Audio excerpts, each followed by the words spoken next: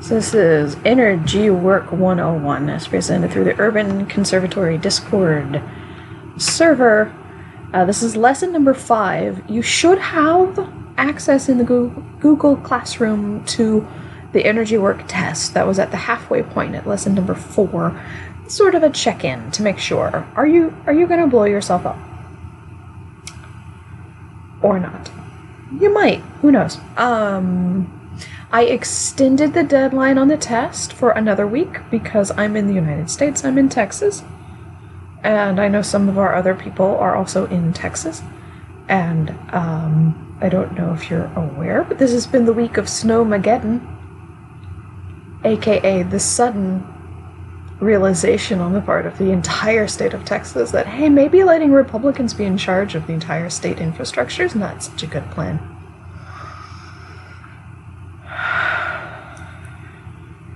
So yeah, that's been fun. The encoldinating, yes.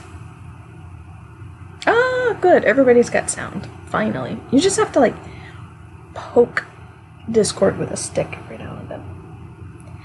The encoldening. So I did push back by a week. So the examination test thing will not be turned off for another week. You have another week to take it. If you can choose more than one answer on a question, you should definitely choose more than one answer on a question. If you can only pick one, that's because there's only one possible correct answer. It's not meant to be tricky. And there is partial credit on questions. So if you took your test and you're like, man, my grades are real low, don't worry about it. I've given partial credit for partially correct answers. So DM me after class, please. DM me if you want to know what your corrected score was, and I can let you know. So we're going to talk about empowering, or as I like to call it, putting energy into stuff. This lesson and the one that immediately follows are about the actual work of energy work. This is brass tacks time. This is what is energy work. These next 2 lessons, and I've divided it out into this lesson. We're going to learn empowering, charging, enchanting, blessing, and consecrating, because that's basically putting energy into a thing. The lesson after this, we're going to learn banishing, cleansing, and that's more using energy to move energy out of a thing. Very, very broadly speaking.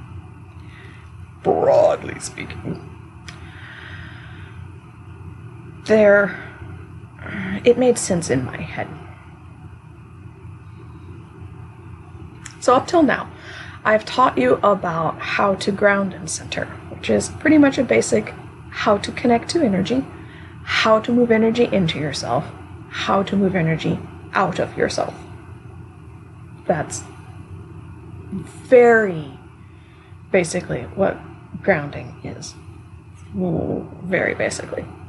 So you know how to connect to energy, raise energy. Last week we talked about how to hold energy, the mental construct and the framework that you'll need from within your own understanding of yourself, your spirit, your soul, your energy body, which everybody's got their own paradigm for how they think about what exactly part of you is involved in moving energy around.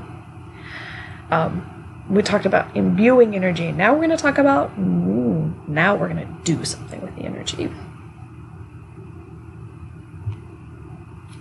Again, if you have a question in the chat, please put a red question mark on it so that I can glance over and see it and answer your question as we go. Questions are good. There's no such thing as a bad question. I like questions.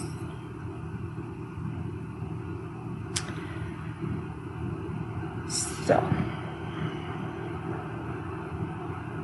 for For those of you who read the document earlier, you probably noticed that this is different from what I had originally put in. It was pointed out to me by an astute student that I'd gotten alpha and beta backwards. It's a mistake that I personally make a whole bunch. I don't know why I do. Just almost every time I talk about it, I get them ass backwards. You lost me for a second. It might just been because I'm quiet. Okay, so beta is normal waking consciousness. Like right now, you're in beta. You're, nominally aware of the world around you. You're paying attention. You're focusing on class, but if you're multitasking, you're definitely in beta. If you're just kind of randomly listening to this while doing other things, beta. Alpha is focused concentration. And when you're doing energy work, the alpha state's what you want to be in. 3 of the books that I highly recommend mention alpha state as being useful for energy work. That would be Psychic Witch by Matt Aron, Power of the Witch by Laurie Cabot and Tom Cowan, and Spirit of the Witch by Raven Grimassi. They explicitly talk about brain states. Brainwaves. Allie says, would you be in alpha state while doing something such as writing and art, etc., since you'd be really in the zone and losing track of time while focusing on it? Yes. Can I write those down? I just did. They're right there. It's on the slide. Oh, the books? The books are in the resources of the doc that I've already shared in the Google Classroom. It's also pinned in the Discord server, and it will be on the last slide of this presentation as well. I always give you guys my resources. Come on, y'all. You forgot to join live. Oops. Yeah, I'm also streaming my screen, but you can follow along on the visual presentation if you want to. So flow, or being in the zone, that's an alpha state. It's not quite being in all the way a trance. Like, you're still capable of doing stuff, moving around, interacting with things, but you are so deep, you're in the zone. You can lose time. You may lose proprioception. Proprioception is a fancy word for your ability to sense your own body. As an example of a time when you've used proprioception, when you're falling asleep and you start to kind of like fall over and you catch yourself because you feel yourself falling? That was proprioception. It is your mind understanding where your body is in space and time. You may lose a sense of self, and you may become mentally disconnected from your immediate surroundings. So someone could sneak up on you, and they wouldn't even really have to sneak very much. They could walk up bold as brass, and you're just so far mentally into whatever it is that you're doing that you're like, whoa, where'd you come from? Literally across the room, buddy. Grecia says, I guess that would mean you're in an alpha state when centering, grounding, and shielding. Very frequently. I snuck it up on you.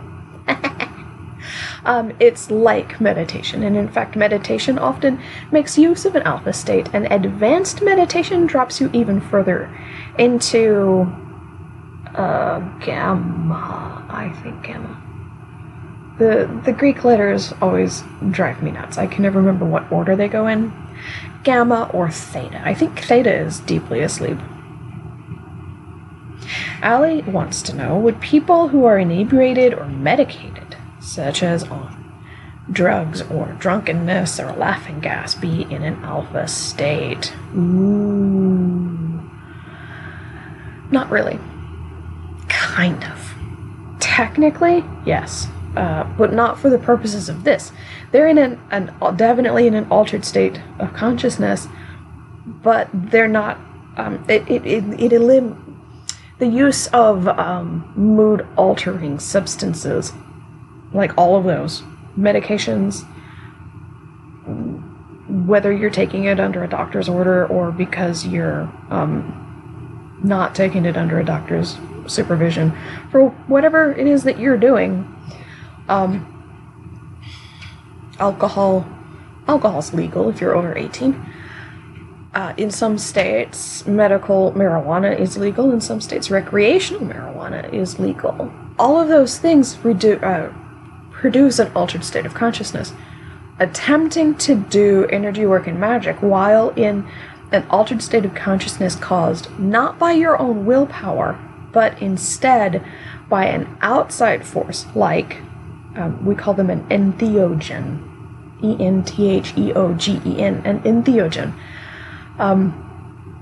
It takes practice, and if you are not legally capable of consuming these things, you should not. If you're under the age of approximately 25, your brain's not done growing, you probably should avoid entheogens.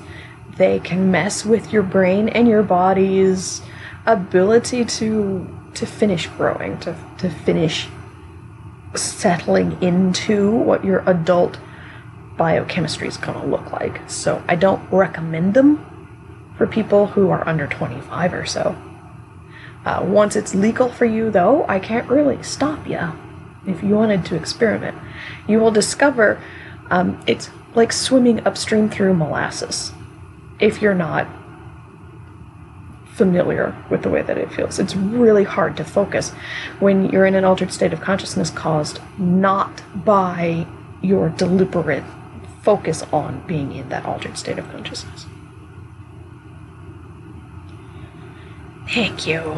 Tolokin says it's probably theta. Gamma's super high speed.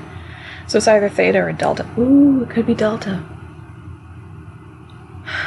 It's been ages since I read the, I have a textbook on it, on altered states of consciousness that goes deep into what all the brainwaves are doing, and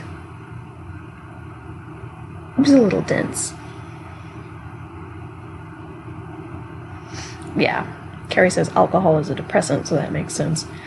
A lot of entheogens, in particular, have hallucinogenic properties. So if you know what you're doing and are prepared, you can use that to enhance things like clairsentient perceptions. If you don't know what you're doing, you're not going to do anything at all.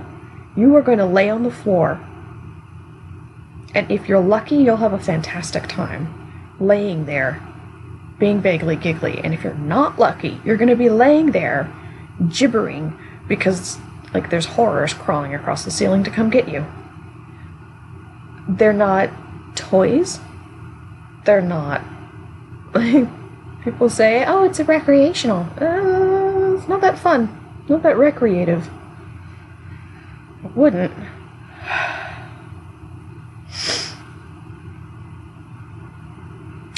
Thank you. Tolokin says, looking in Psychic Witch, gamma is found in some monks and yogis in meditation, but theta is associated with normal, deep meditation, and delta is the deepest states of meditation and dreamless sleep.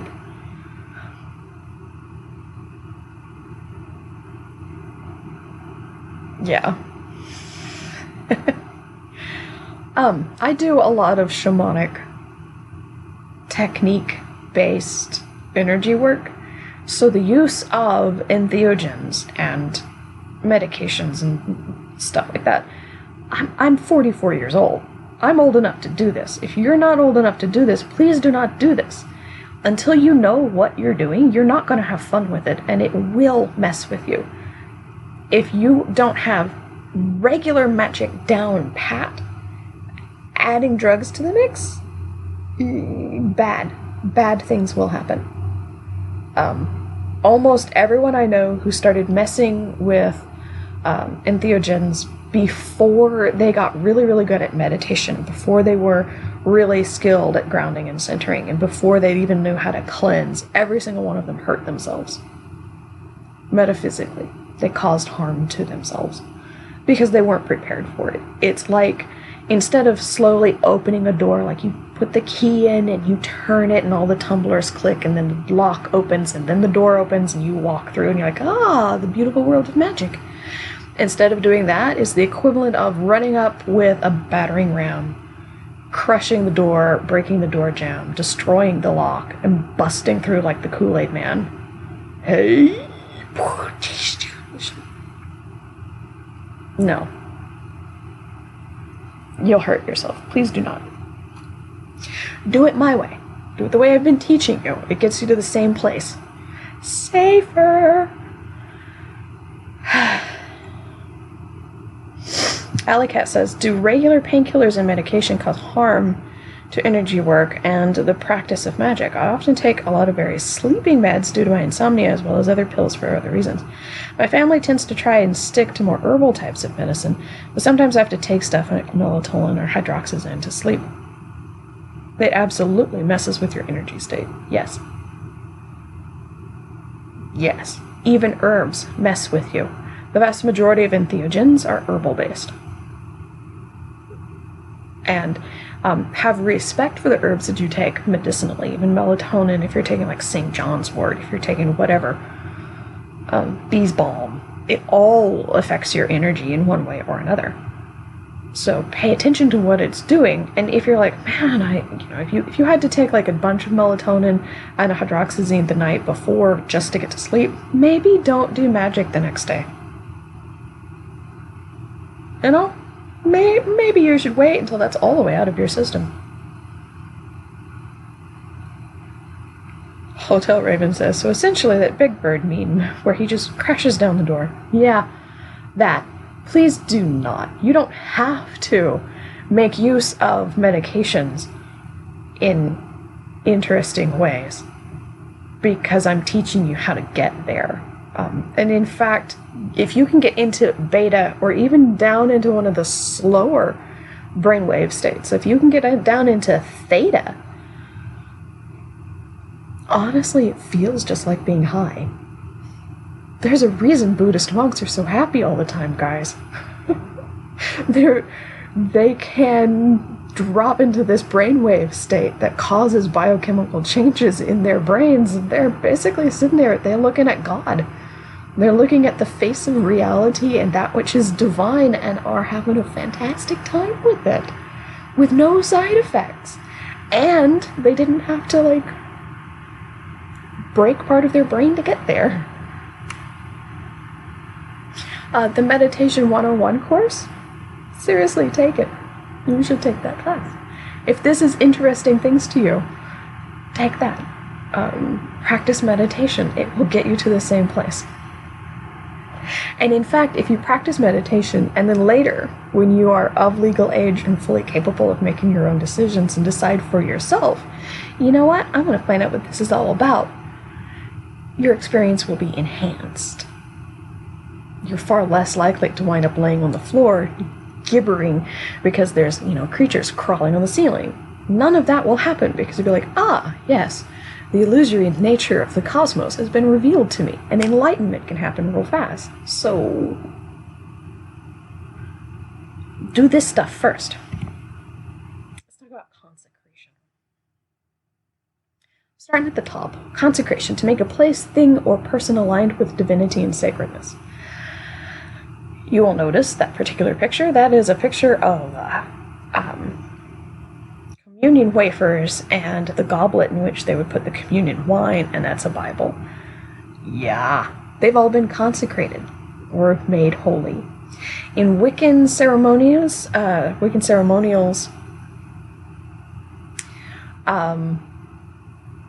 there's a chalice or grail. There's often, they'll consecrate or bless is the next one, various things in the name of or to the service of various gods and goddesses. You consecrate a tool for work, a space to do ritual in, so a church, a temple, a holy grove, a circle, and you consecrate a person to do a job. So a person who has been consecrated is a priest or priestess, or whatever title they have. Casey wants to know, what does it mean when you start seeing green and rainbow lights? You may be dehydrated. Drink some water. And you see them when in deep meditation. Sometimes people see stuff. It's really hard for a person who's outside your consciousness to tell you what the things you see when you're in meditation mean. So consecration changes the energetic nature of the thing by aligning it permanently with a spirit, entity, deity, or other energetic source. So you can consecrate something to an element. You can consecrate something to a god, a goddess, to an angel. You can consecrate to the planet. Big things.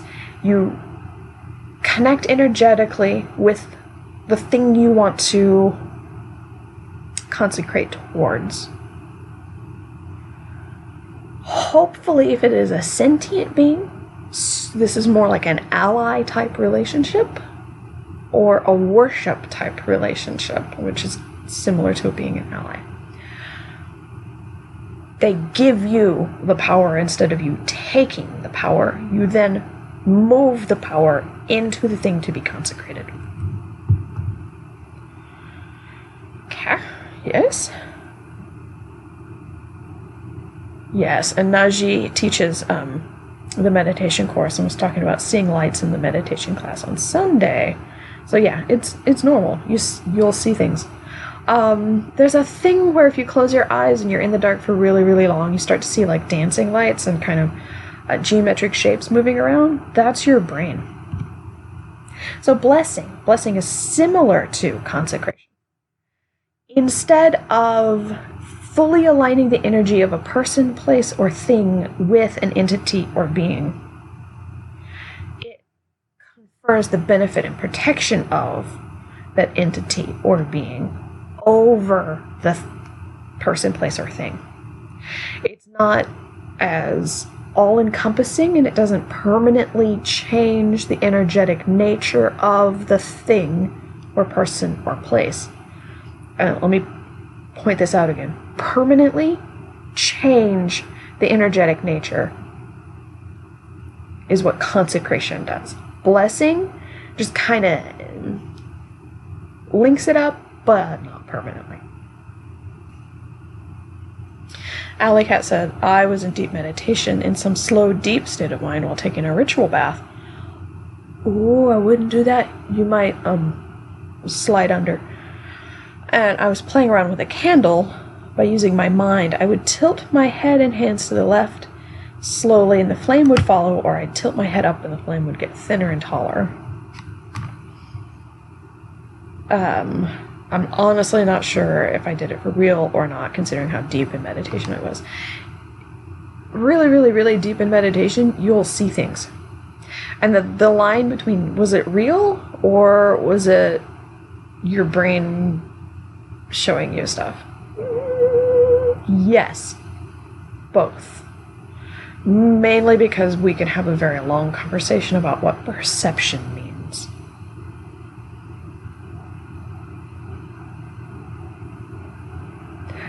Remember that visualization involves you holding an idea or a concept in your mind.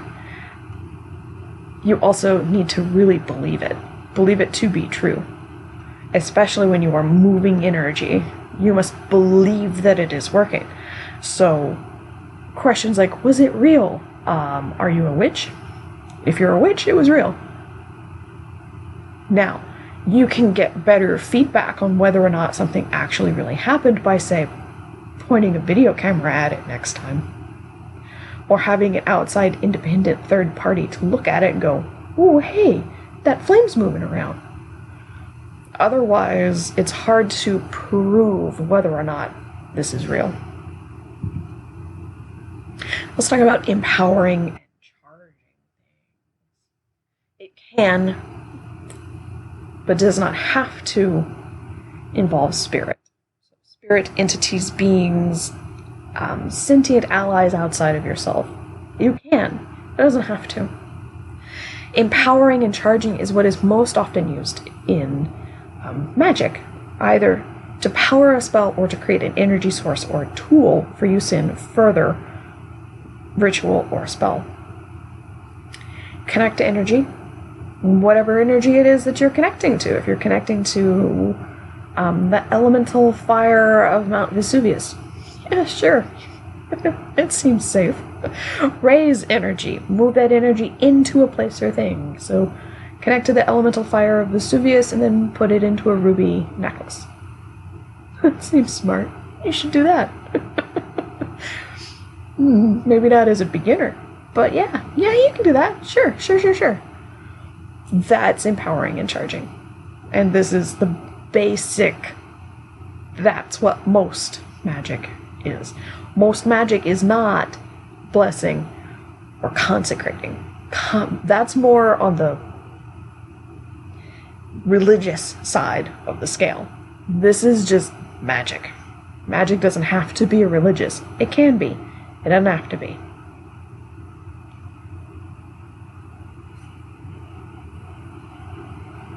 Okay. Enchanting. So enchanting is like empowering and charging, only it's longer lasting. Oh, Grecia asked, would it be a part of high magic? Yes, it's also a part of low magic. I'm not talking about, the basic formula of high magic. Yeah, no. All magic. Pardon me. Hey, please get off the counter. Don't look at me when I point at you. Get off the counter. Get down. She is 17, and I swear she's going on like 3. Get down. Get off the counter. Because she's about to try to knock the salt shaker off. Don't look at me. Just get off the counter. Just obey. Thank you. Oh, old cats, man. Old cats. Yeah. Hi. She comes over here and goes. Uh-huh. Did you get in trouble? Mm-hmm. Oh, I barely fussed. I hardly fussed. Hardly any. She thinks she gets dinner. She does not. Not yet.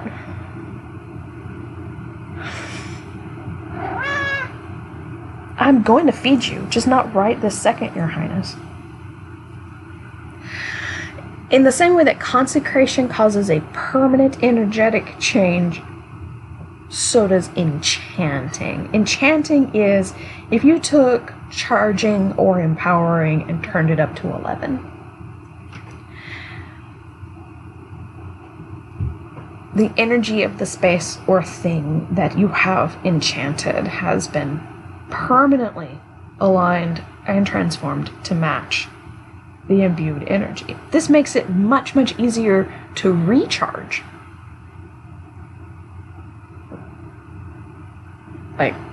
So empowering and charging, often you don't recharge it because the act of recharging and going back over again and again a spell, that's kind of how you enchant.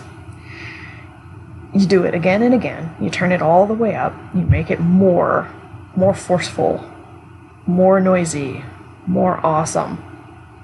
That's enchanting. It's the basic difference.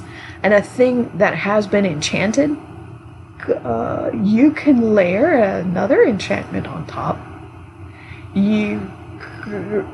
Depends on what you did. You might be able to cleanse the thing.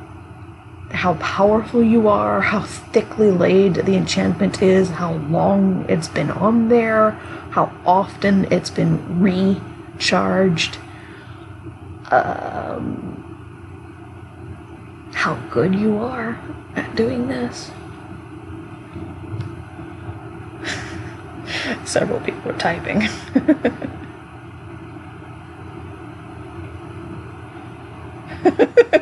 Right. The cat meows. The whole chat goes, what? Kitties. Things that are empowered or enchanted can include talismans and amulets in general. A talisman or an amulet is a flat disc that's been carved, molded, or shaped. It's under 3 inches in diameter. Most of the time, you can go bigger. Mostly they're smaller like that so that you can wear it. 1.5 inches in diameter is a good size. Going too small, you lose a lot of detail in the drawing that you make on it, the seal, sigil, or symbol that you put into your talisman or amulet. That's an Egyptian amulet, by the way. And I've forgotten when it came from. Brains. Containers can include bags, boxes, sachets, poppets, and jars. You will likely run across people who will try to tell you that you can't use a jar because it's closed. It's from a closed practice. It's also from several open practices. The practice of using containers to hold stuff in magic is not singular to just one tradition. It's used in many traditions. As long as you don't hold your little bag and say it's a gree-gree. No, it's not. Are you practicing voodoo? No, you're not. It's not a gree-gree. As long as you're not holding your little puppet and calling it it's a Pueblo Indian dream doll. No, it's not. Are you from the Pueblo people? Then it's not. It's a doll. It's a puppet, is what it is. Oh. Cardinal says, thinking about how before COVID I was in ceramics and we were supposed to make Egyptian paste and it would have been so good for making amulets. Ooh. There's all sorts of stuff you can make an amulet out of. I read a thing about taking dried herbs and mixing it with like clay, like paper clay, or even just regular clay to make like a really, it comes out incredibly grainy, but then you can dry it and it's got the herb in it. Yeah. Or, you can make bath bombs and you get the little molds. Can you picture one in which you make the bath bomb and then you press on it with a negative of your sigil and create a mystical talisman bath bomb? What? Wouldn't that be cool? So a container would hold both the energy you've put into it, but also crystals, herbs, other stuff you've put in there. You can also put sigil on paper and enchant those. Alleycat says, could something that's been 3D printed be an amulet, or does it have to be natural or meaningful? Technomages absolutely 3D print amulets and talismans. A technomage or a modern, like a internet witch, absolutely. They use plastic, they use computers, they use the internet to do magic. So yes, resoundingly yes.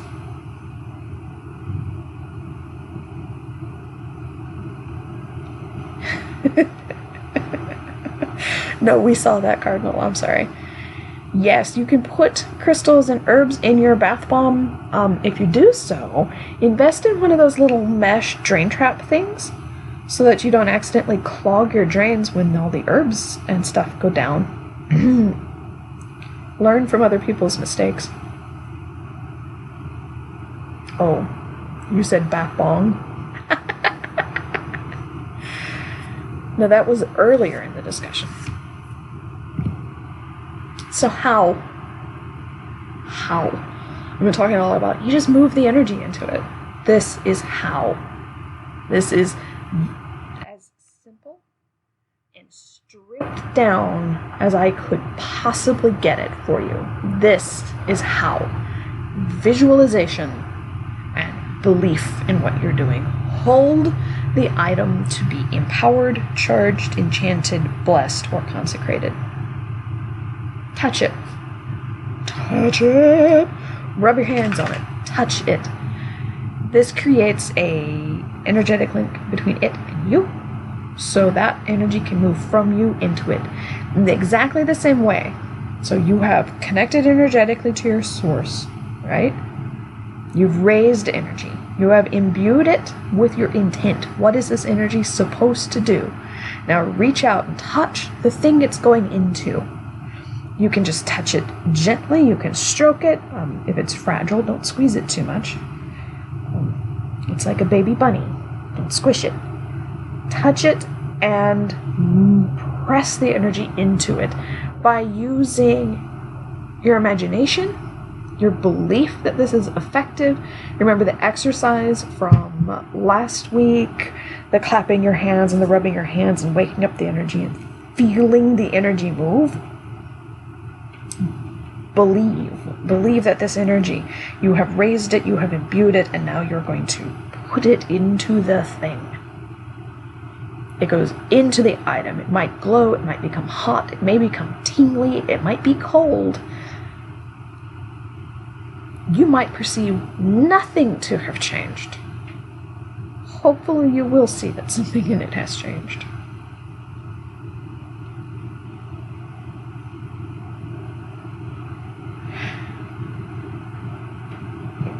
Everyone says, what are we talking about? People in the chat are talking about things you should not put into a bath bomb. Crystals that dissolve, for example. Probably not a good idea. Wouldn't do it. Visualize the energy raised and imbued as moving through you at the direction of your mind and hands. You aren't moving. The energy is moving. Believe that it is done. Disconnect from your spell. Ground and center yourself. Recharging works exactly the same way as casting the spell in the first place. You will connect to energy. You will raise energy. You will imbue it with your intent. You will put it into the receptacle for the spell. Exactly the same. You will discover it's easier to recharge than it is to charge it in the first place. Because the more often you recharge it, you are changing the energy structure of the thing that you have charged. An athame that has been charged and consecrated so that it will hold and direct energy. When you put energy into it, the alignment of the athame, the blade itself, is to go, oh, I know exactly what to do with this.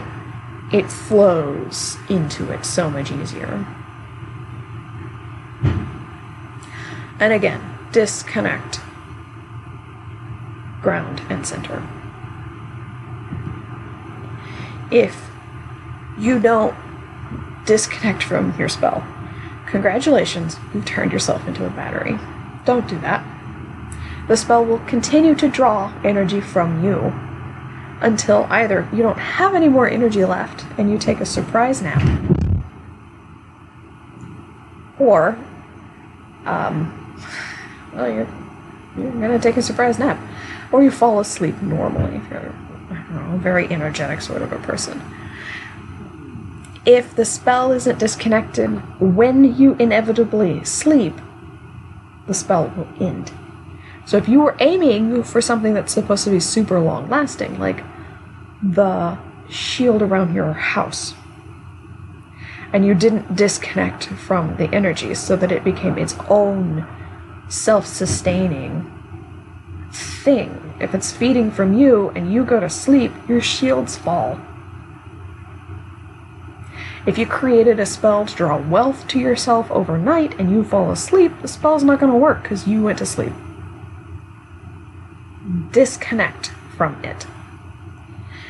The fastest possible way to disconnect, ground, and center yourself: eat, drink, move around, get back out of the alpha state.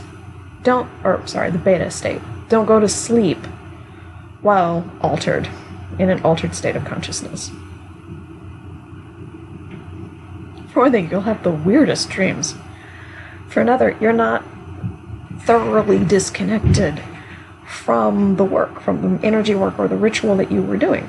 Cut that out. Go eat something, drink something, take a nap, walk around, stretch, do some yoga, move. After you've disconnected, after you've recentered yourself, Maybe the next day, go check. Go touch your spell.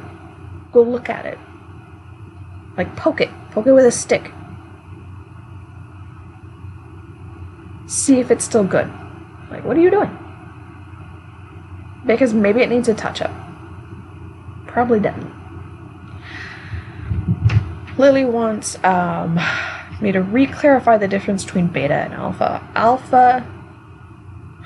Beta is normal waking consciousness.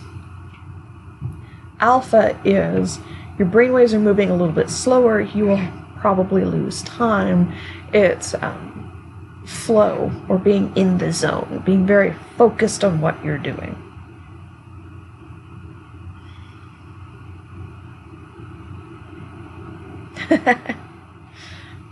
Comet says, throwback to the time I was focusing super hard on having money. I had a supremely realistic dream of me just being filthy rich, and then I woke up. Your subconscious mind was being a troll. It was trying to manifest for you. It was trying. It was like, I'm a help.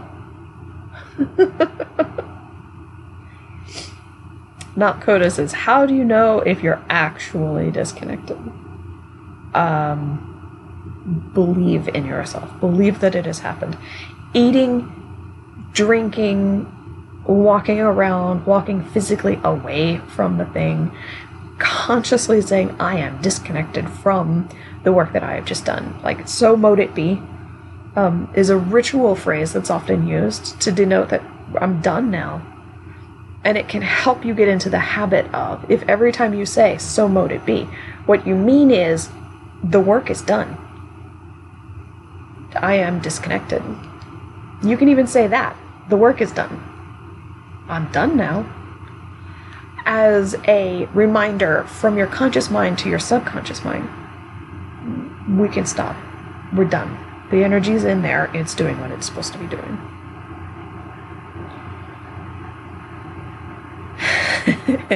Greasy says, I was charging stuff last night. I'm not sure if I disconnected right, because when I opened my eyes for a few seconds, I couldn't recognize objects in my room for what they were. Like, I saw a book and didn't know what it was for a few seconds. You were deep into an altered state of consciousness. You went beyond beta into something a little bit deeper. So to fully disconnect, eat something, drink something, walk around. When you get to where you can recognize books again, you're back.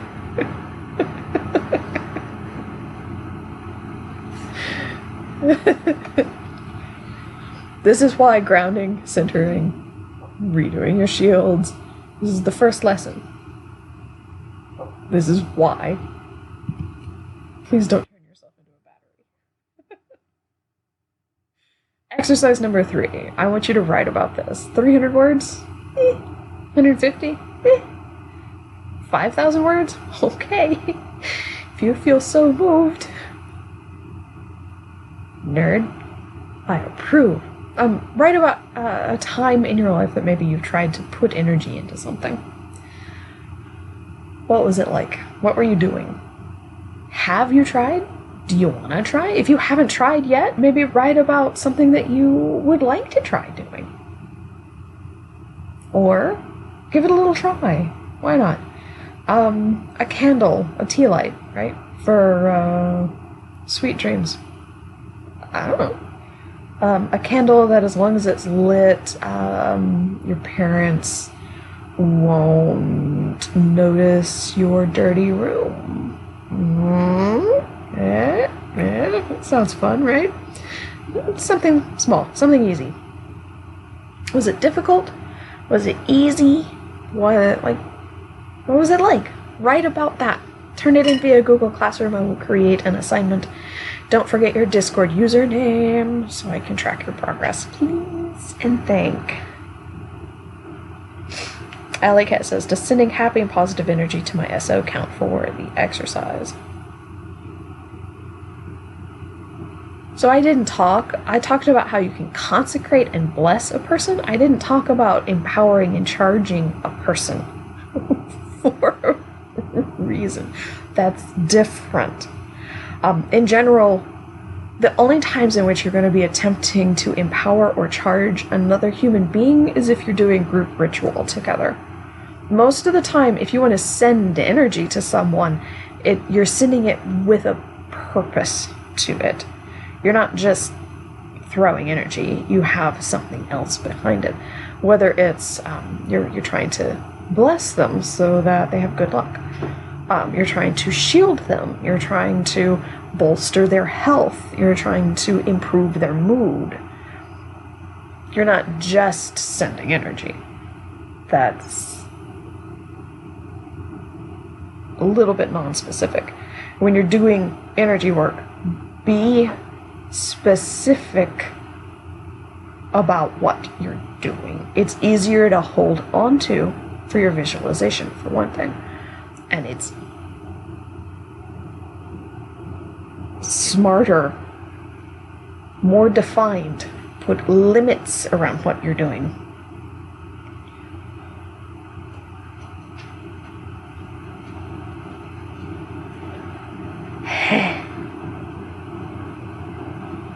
Okay. Here's the resources. These are the books that I use a whole bunch. They're good stuff. Matt Aron's Psychic Witch, a metaphysical guide to meditation, magic, and manifestation. Right here, right next to me. Boom. Power of the Witch, by Laurie Cabot and Tom Cowan. Power of the Witch, a witch's guide to her craft. It's a little bit older. Power of the Witch is from... what's the year on this thing? 1989. So, a little older, not that old. I say from my lofty, I'm older than that book. Spirit of the Witch by Raven Gramassi. That's somewhere in the middle for age. Making Magic by Dane McCoy. And of course, Earth Power from Scott Cunningham. All of those are great for if you're like, I want to do magic. Boom. All of these solid resources. So are there questions over here in the Discord? Speak. Ask. Bastian said, charging sigils. I remember I felt like the sigil was stealing some of my energy. Apparently while you draw it, it does that. Yes. It does. Comment said, empower your best friend with the power of friendship like in TV shows. Friend intensifies?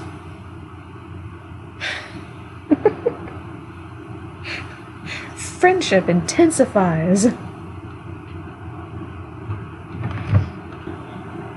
Don't forget, if you took the test and you want to know what your adjusted grade is, you can DM me, and I will very merrily tell you all about it. I will tell you what your final grade is. Guys, I hope that this was all useful. If you wind up having any questions, let me know. You can DM me, you can ask in the class.